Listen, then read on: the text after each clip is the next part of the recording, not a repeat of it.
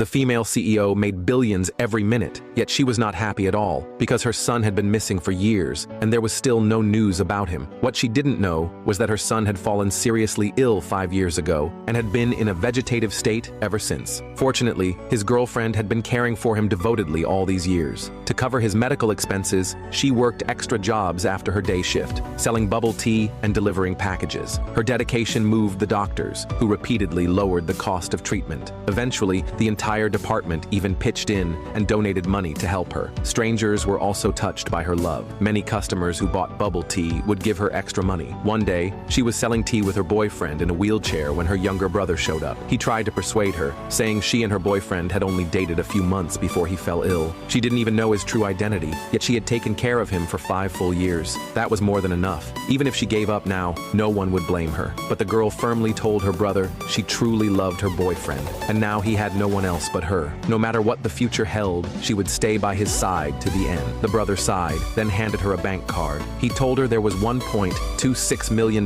inside. Of that, $1.2 million came from their parents, who couldn't bear to see her suffer anymore. So they sold their house to support her in treating the boyfriend. The other $60,000 was the brother's life savings. The girl felt overwhelmed with guilt. Her family had given everything to her. What about them? Her brother comforted her, saying if she wouldn't give up on her boyfriend, then he would treat him as his brother-in-law. Their parents would recognize him as their son-in-law. He was still healthy and could earn more money. Their parents had moved back to the countryside after selling their city home. Today was their father's 60th birthday. All he wanted was for his sister to take a break for just one day and come home to visit. Back in the countryside, their father put on gloves, getting ready to head out for a construction job, but the mother stopped him, saying his back had been hurting for days. It was his birthday, he should just rest, but the father insisted, saying their daughter still needed money. Even a little was worth earning. At that moment, the girl arrived home and saw the scene. She knelt down in front of her parents, crying and saying she had caused them so much pain. Her mother pulled her up and said, "We're family, and family should always help each other."